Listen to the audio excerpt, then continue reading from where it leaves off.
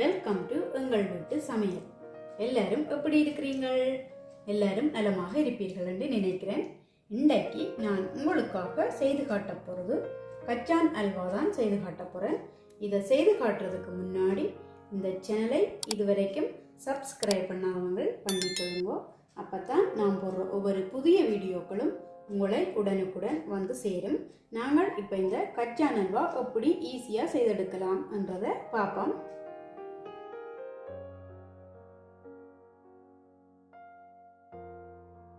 நாம் கச்சான் அல்வா செய்கிறதுக்காண்டி 200 கிராம் கச்சான் எடுத்து அதை நல்லபடியாக வறுத்து தோல் நீக்கி எடுத்து வச்சிருக்கிறேன். 200 கிராம் கச்சானுக்கு 200 கிராம் சீனி எடுத்திருக்கிறேன். இப்போ இதை நாங்கள் கேரமல் செய்தெடுப்போம். அடுப்பை நாங்கள் மிதமான சூட்டில் வச்சு இதை மெல்லிசா அப்படி கிளறி கொண்டு இருப்போம். அது நல்லபடியாக உருகி வரும். நாங்கள் இன்றைக்கு சீனி பாகு காய்ச்சாமல் கேரமலாக செய்து கச்சான் அல்வாவை செய்தெடுப்போம். இப்போ பார்த்தீங்களேன்னு சொல்லி சொன்னால் சீனி உருக ஆரம்பிச்சிருக்கு. இது நல்லா கரைந்தனைக்கும் இப்படியே கைவிடாமல் கிளறிக்கொண்டே இருப்போம். இப்போ பார்த்தீங்கன்னா தெரியும், கலர் நல்லா சேஞ்ச் ஆகிக்கொண்டு வருது. இப்படியே நாங்கள் கிளறிக்கொண்டே இருப்போம். இந்த கேரமல் கிட்டத்தட்ட ரெடி ஆகிட்டுது. இதை நாங்கள் கலந்து விட்டுக்கொண்டே இருப்போம். ஏண்டா இதுக்குள்ளே சின்ன சின்ன கட்டிகள் இருக்குது, அது ஒன்றும் இல்லாமல் நல்ல வடிவாக கரைச்செடுப்போம்.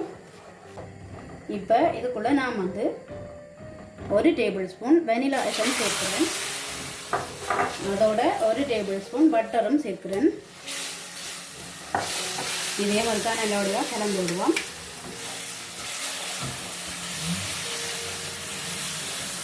இப்போ நல்ல வடிவாக கலந்தாச்சு. இதுக்குள்ள வறுத்து வச்சிருக்கிற 200 கிராம் கச்சானை சேர்க்கிறேன்.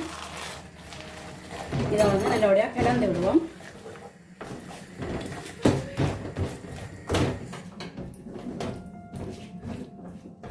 இப்போ இதை நல்லபடியாக கலந்தாச்சு. இப்போ இதை நாங்கள் ரக்குவோம். ஏற்கனவே நான் ஒரு பட்டர் பேப்பர் எடுத்து அதில் மேலே பட்டர் பூசி வச்சிருக்கிறேன். இப்போ அதில் இதை கொட்டுவோம்.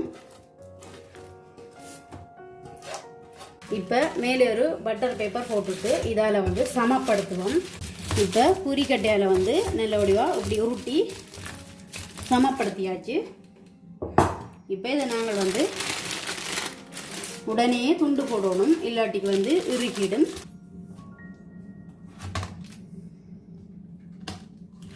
இப்போ இந்த கச்சான் அல்வா துண்டு போட்டுட்டோம்.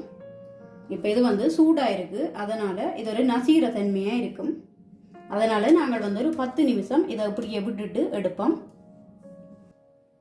ஓகே ஃப்ரெண்ட்ஸ், நான் இந்த கச்சான் அல்வா எல்லாத்தையும் நல்ல வடிவாக செய்து எடுத்துட்டேன். டேஸ்ட் பண்ணியும் பார்த்துட்டேன். ரொம்ப சுவையாக வந்திருக்கு. கண்டிப்பாக நீங்களும் இதை ட்ரை பண்ணி பாருங்கோ. எப்படி இருக்குன்னு சொல்லி உங்களோட கருத்துக்களை இன்பாக்ஸ்குள்ளே சொல்லுங்க. இந்த வீடியோ உங்களுக்கு பிடிச்சிருக்குமென்னு நினைக்கிறேன். பிடிச்சிருந்தா லைக் பண்ணுங்க, ஷேர் பண்ணுங்க, சப்ஸ்கிரைப் பண்ணுங்க. மறக்காமல் அந்த பெல் பட்டனையும் ப்ரெஸ் பண்ணி விடுங்க. நான் உங்களை இன்னும் ஒரு புதிய வீடியோவில் சந்திக்கிறேன். அது வரைக்கும் நன்றி.